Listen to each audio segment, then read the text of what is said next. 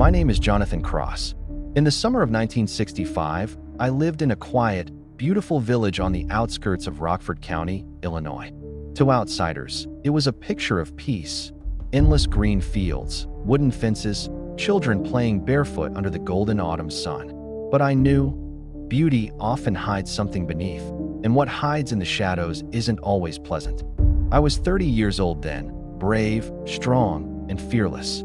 People used to say I was the kind of man who could walk alone through the forest at night or stand on a mountaintop in the middle of a storm. My hands knew the weight of heavy tools. My eyes had seen things most men would never witness in their lifetime. Those who knew me knew one thing: I didn't fear anything.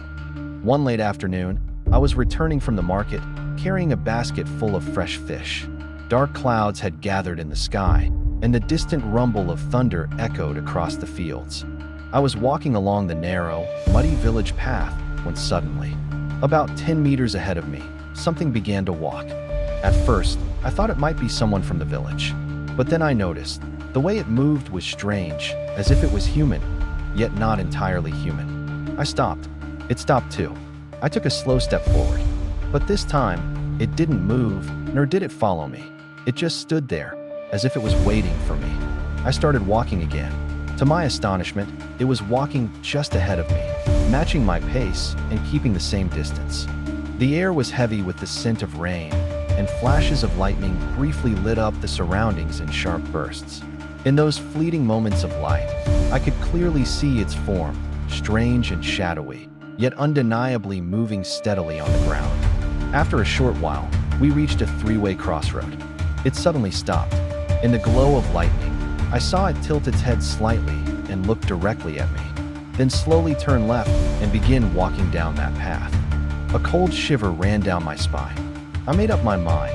I would not follow the path it chose. So, I left the straight road and took the narrow path on the right instead. But no sooner had I gone a few steps than an uneasy feeling swept over me. There, standing in the middle of the road, was the same figure, as if it had known all along which way I would go. The basket of fish in my hand suddenly felt heavier, and the muddy ground beneath my feet seemed to harden as if holding me back. This path led to the house of one of my relatives. I thought to myself that maybe a cup of tea there would calm my nerves. But my eyes kept drifting back to that shadow, unmoving, waiting just for me. I finally walked past my relative's house. There was no other path to follow behind it. Thick darkness surrounded me. A biting cold wind blew, and now and then, heavy rain poured down. My relatives opened the door and looked at me in surprise. I quickly asked them, "Have you met anyone today? Has anyone in the village seen anything strange?" They replied that they hadn't seen anyone. I handed them the basket of fish I was carrying, feeling irritated, and said, "I brought this for you. I have some work to do, so I'm leaving today." A fire burned inside my mind. I made up my mind, not to fear anymore. This was the time. This was the moment I would finally find out what it really was. Taking a deep breath, I slowly stepped out of my relative's house. Stepping out of the house, I saw that strange, human-like figure walking right in front of me again. My heart pounded, a mix of anger and fear rising inside me as I lunged forward, trying to catch it. I ran, and so did it. I stopped, it stopped. We both stood still at the same time, in the same place. Then we started moving again, keeping the exact same distance between us. It felt like being trapped in a puzzle, I chasing it, and it just ahead of me, but the distance never closing. The air was thick with rain, cold and sharp against my skin. It was as if it was waiting for me, and I was running after it, not knowing why. Chasing each other like that, we finally reached the edge of a deep ditch. Everyone in the village knew about this ditch. They said that those who fell into its dark waters often ended up floating dead here days later. The black water seemed to hide all the unknown horrors that happened in the village. The strange, shadowy figure stopped right in front of me. Its eyes were black, glowing like molten fuel.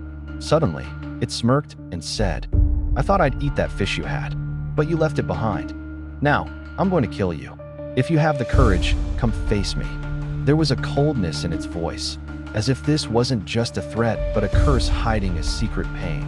My heart started pounding, and my eyes locked onto its gaze. The silence of midnight shattered in an instant. I thought, if I went closer to it, It would be the biggest mistake of my life. My heart was trembling, caught in a fierce battle between fear and anger. Then suddenly, from somewhere far away, I heard the call to prayer, the adhan. I couldn't tell exactly where it was coming from, but its sound washed over me like a soothing wave.